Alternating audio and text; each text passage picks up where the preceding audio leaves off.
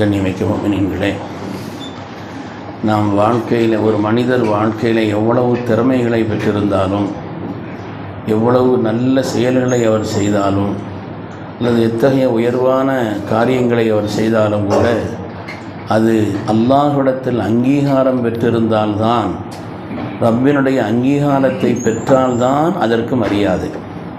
இல்லை பெரிய திறமை உள்ளவராக இருக்கிறாரு, பெரிய பெரிய பெரிய காரியங்களை செய்கிறார், சாதனை என்று சொல்லப்படக்கூடிய அளவிற்கு காரியங்களை செய்தாலும் அல்லாஹ்வுடைய அங்கீகாரம் அதற்கு கிடைக்கவில்லை என்று சொன்னால் அது நிச்சயமாக வீணானது, அது பயனில்லாதது. இந்த உலகத்தில் எத்தனையோ மனிதர்கள் எவ்வளவோ காரியங்களை செய்திருக்கிறார்கள். ஆனால் வரலாற்றில் சில பேர் நிலைத்து நிற்கிறார்கள். அவருடைய சாதனை சொல்லப்படுகிறது என்றால் அதற்கு அடிப்படையான காரணம் ரப்பின் அங்கீகாரம். ஹஜ்ரத் இப்ராஹிம் அலைஹிஸ்ஸலாம் கஅபாவை கட்டினார்கள். சாதாரணமான வேலையை அவர் பள்ளிவாசல் கட்டுறதில்லை, உலகத்தின் கிபிலாவான கஅபாவை கட்டினார்கள். அதுவும் தங்களுடைய இஷ்டப்பிரகாரம் கட்டல, அல்லாஹ் கட்ட சொன்னது அல்லாஹ், கட்டியது ஹஜ்ரத் இப்ராஹிம் அலைஹிஸ்ஸலாம், பெரிய நபி அவர்கள். கட்டப்பட்டது கஅபா. ஆனாலும் கூட இவ்வளவு அறமான காரியத்தை செய்தும் கூட அவங்க செய்த துஆ ரப்பனா தகப்பல் மின்னா, ரப்பே நீ கபூல் செய்ய அல்லாஹ்னு துஆ செய்கிறாங்க. நாம் செய்கிற எந்த ஒரு சின்ன அமலோ பெரிய அமலோ சிறிய பெரிய காரியமோ ரப்பின் அங்கீகாரம் பெற வேண்டும் என்று ஆசைப்படணும். அதுக்கு ஒரு ஆசை இருக்கு. நம்முடைய செயல்களை கொண்டு நமக்கு நாமே பெருமிதம் தேடிக்கொள்வதோ, நம்ம அப்படி காரியத்தை செய்துட்டோ நினைக்கிறதோ அல்ல. அல்லாஹ் அங்கீகரித்தானான்னு கவலைப்படணும். அல்லாஹ் கபூல் செய்தானா, ரொம்ப கபூல் செய்யணுமேங்கிற ஒரு கவலையும் ஒரு ஈடுபாடும் நமக்கு இருந்துக்கிட்டே இருக்கணும். இந்த உலகத்தில் எத்தனையோ சஹாபிகள், ஆனால் வரலாற்றில் ஹஜ்ரத் அபூ ஹுரைரா தான் இருக்கிறார்கள். 4 வருஷம்தான் ஸல்லல்லாஹு அலைஹி வஸல்லமோட தொடர்பு. ஹஜ்ரத் அபூ ஹுரைரா அவருடைய தொடர்பு ஸல்லல்லாஹு அலைஹி வஸல்லமோடு 4 வருஷம்தான். ஆனால் ஸல்லல்லாஹு அலைஹி வஸல்லம் நேசத்தை பெற்றதில் சஹாபிகளிலே தனித்தன்மை வாய்ந்தவர்களா. சில பேர் ஸல்லல்லாஹு அலைஹி வஸல்லம் சில காரியங்களை நேரடியாக போய் கேட்குறதுக்கு கொஞ்சம் அவங்களுக்கு ஒரு மாதிரி வெட்கம். பெரிய ஆட்கள்கிட்ட பேசுகிறதுக்கெல்லாம் சில விதமான கண்ணியமான ஒரு நிலையில் இருந்தால் அவங்களுக்கு சடார்னு தடவுடன் போய் பேச மாட்டாங்க. இப்போ அந்த வெட்க உணர்வுலாம் மாறி போச்சு, அது வேறு விஷயம். பழைய காலத்தில் பெரிய ஆட்கள்கிட்டலாம் போய் இப்படி சடார்னு பேச முடியாது இல்லையா. ஸல்லல்லாஹு அலைஹி வஸல்லம் பேசுவதற்கு தயங்குபவர்களும் கூட ஹதீஸ் விஷயமாக ஹஜ்ரத் அபூ ஹுரைரா இடத்தில் கேட்பார்கள். ஹஜ்ரத் அபூ ஹுரைரா இடத்தில் நாங்கள் கேட்போம் என்று சொல்கிறார். அதனால் அங்கீகாரம் என்பது ரப்பின் அங்கீகாரம், அல்லாஹ்வுடைய ரசூலுடைய அங்கீகாரம் கிடைச்சிருச்சு.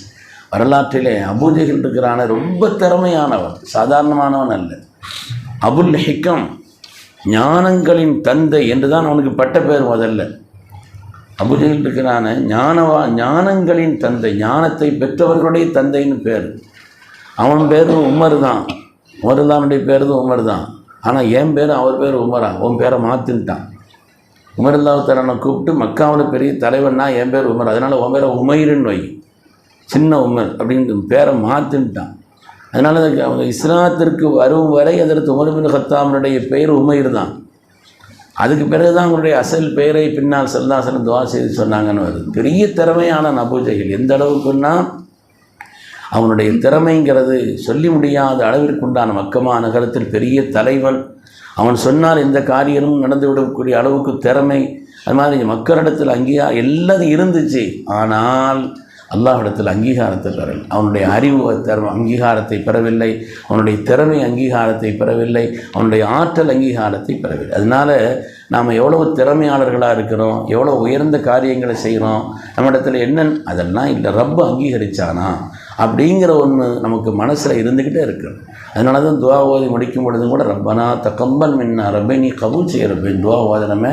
காரணம் என்ன, நம்முடைய துஆவானாலும் நம்முடைய செய்கைகளானாலும் எந்த காரியமும் அங்கீகாரத்தை பெற வேண்டும். இன்று உலகம் போற்றும் மாமேதையாக ஹஜ்ரத் இமாம் புகாரி ரஹ்மத்துல்லாஹி அலைஹி இருக்கிறார். இத்தஃபகல் அய்யிம்மா அலா அன்ன அஸஹல் குதுபி பஅத கிதாபில்லாஹி ஸஹீஹுல் புகாரி.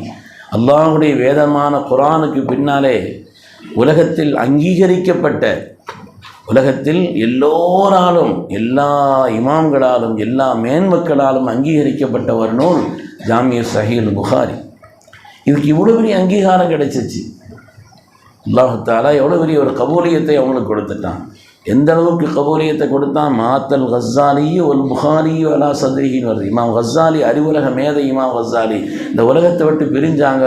அவங்க வஃபாத்தாகிற நேரத்தில் அவங்களுடைய நெஞ்சில் புகாரி கிதாப் இருந்துச்சான். இப்போ அதை பார்த்துக்கிட்டு இருந்தாங்க. கடைசி நேரம் கூட அதனுடைய தொடர்பில் இருந்தார்கள் என்று பார்க்கிறோம். சிறுபிராயத்திலேயே பார்வையை இழந்த இமாம் புகாரி அவர்கள், அவங்க ஆரம்பத்தில் பிறந்த நேரத்தில் பார்வை இல்லை. அவங்களுக்கு தாயார் துடித்து போனார்கள். ரப்பே, என் பிள்ளை எவ்வளோ பெரிய ஒரு சேவை இந்த உலகத்தில் செய்யணும்னு நான் எவ்வளோ ஆசைப்பட்டேன் ரப்பே, எவ்வளோ ஆசைப்பட்டேன். ஆனால் என் பிள்ளை பார்வை இல்லாமல் பிறந்திருக்கிறான்னு சொல்லி 2 வருஷம் அவங்க துவா செய்தாங்க. அவங்களுடைய தாயார் அழுதாங்க. உன்னுடைய தாயார் அழுதனுடைய விளைவாக புகாரியினுடைய விரிவுரையில் வந்திருக்குது. அதற்கு இப்ராஹிம் அலைஹிஸ்ஸலாம் கனவுல கண்டு அந்த தாயார் சோபனம் சொல்லப்பட்டார். உங்களுடைய கவலை துவாவினால் அல்லாஹு தஆலா அவங்களுடைய பிள்ளைக்கு கண்ணுடையையும் கல்வினுடையையும் கொடுத்தார். துவா செய்தார். இப்ராஹிம் புகாரி எப்படிப்பட்ட ஒரு நிலையில் ஆனாங்கன்னு பார்க்குறோம். வாழ்க்கையில் ரொம்ப பேணுதலானவர்கள், உன்னதமான ஒரு நிலைக்கு சொந்தக்காரர்கள்.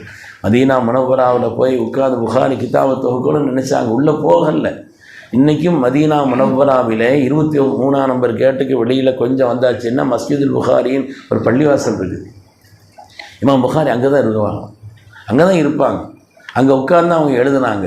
ஏதாவது ஒரு ஹதீஸினுடைய ஒரு இதுக்கு தொகுப்பு தன்னுடைய கிதாபில் பதிகிறதுக்கு முன்னால் குளிச்சுட்டு போய் மஸ்ஜித் நபவியில் போய் 2 ரக்காத் தொழுதுட்டு அதுக்கு பிறகு வந்து தான் பதிவாங்க. ரொம்ப பேணுதலுக்கு சொந்தக்காரர். கப்பலில் பயணம் செய்துட்டு போயிட்டு இருந்தாங்க. இப்போ அந்த நேரத்தில் இவங்கள்ட்ட ஒரு 1000 பொற்காசுகள் இருந்தது, பெரிய மதிப்புள்ள பொற்காசுகள். பக்கத்தில் ஒரு ஆள்கிட்ட பேசிக்கிட்டு இருக்கும்போது சொன்னாங்க, இந்த பயணங்கள் பல நாள் இருக்கும் பொழுது பல பேச்சுக்களும் வருது இல்லையா, அப்போ எங்கிட்ட 1000 பொற்காசு இருக்குதுன்னு அவர்கிட்ட சொல்லிட்டாங்க. அவன் ஒரு திருடன், எப்படியாவது இதை நம்ம எடுத்துடணும் அப்படின்னு சொல்லி நினச்சிட்டு திடீர்னு 1000 பொற்காசு காணோன்னு சத்தம் போட்டான். கப்பலில் 1000 பொற்காசு காணோன்னு கொஞ்சம் எல்லாத்தையும் செக் பண்ணுங்கன்ட்டாங்க. யார்கிட்ட இருக்குதுன்னு செக்கப் பண்ணுங்க. எல்லாத்திட்டையும் தேடி பார்த்தா ஒத்துட்டும் இல்லை. இவன் பார்வை பூரா இமாம் புகாரிட்ட இருக்குது. ஏன்னா அவர் தானே தேடும் பொழுது தான் முக்கியமாக ரொம்ப கவனமாக இருந்தான். இமாம் புகாரிட்டையும் இல்லை. அதுக்கு பிறகு சில நாட்கள் பயணம் தொடர்ந்தது. இமாம் புகாரிட்ட போய் கேட்டாங்களாம், என்னை மன்னிச்சுக்கோங்க, நீங்கள் வச்சுருந்த இது பணத்தின் மீது உள்ள தேவை, அதனால் நான் சத்தம் போட்டேன். ஆனால் உங்கள்கிட்டையும் தேடினா கிடைக்கலையே, எங்கேன்னு கேட்டேன். இமாம் புகாரி ரஹ்மத்துல்லாஹி சொன்னாங்கன்னா, நான் கண்மணி ரசூலுல்லாஹி ஸல்லல்லாஹு அலைஹி வஸல்லம் ஹதீஸை தேடுவதில் ஈடுபட்டிருக்கிறேன். அதனால் ஒரு பொய்யன்கிற பேரை நான் வாங்க விரும்பலை, ஒரு திருடனுங்கிற பேரை வாங்க விரும்பலை, அது கடலில் வீசிட்டேன்னாங்களாம் இமாம் புகாரி. அதனால் அந்த ஹதீஸை தேடுகிற காரணத்தினால, அந்த பணியில் இருந்த காரணத்தினால ரொம்ப பேணுதலான ஒரு வாழ்க்கைக்கு சொந்தக்காரராக இமாம் புகாரி. அங்கீகாரம் இன்னைக்கு அல்லாஹ்விடத்தில் அங்கீகாரம் பெற்ற காரணத்தினாலே மக்கள்கிட்ட அங்கீகாரம் கிடைச்சிருச்சு. அதனால் எந்த ஒரு காரியமாக இருந்தாலும், இவர் எவ்வளோ பெரிய திறமையாளராக இருந்தாலும், எவ்வளோ உயர்ந்த அமல்களை நாம் செய்தாலும் நமக்கு மனசில் ஒரு கவலை இருந்துக்கிட்டே இருக்கான். அல்லாஹ் இதை கபூல் செய்யணுமே, ரொம்ப கபூல் செய்யணுமேன்னு சொல்லி கபூல் செய்வதை கொண்டு தான் வாழ்க்கையில் மகத்தான வெற்றியும்.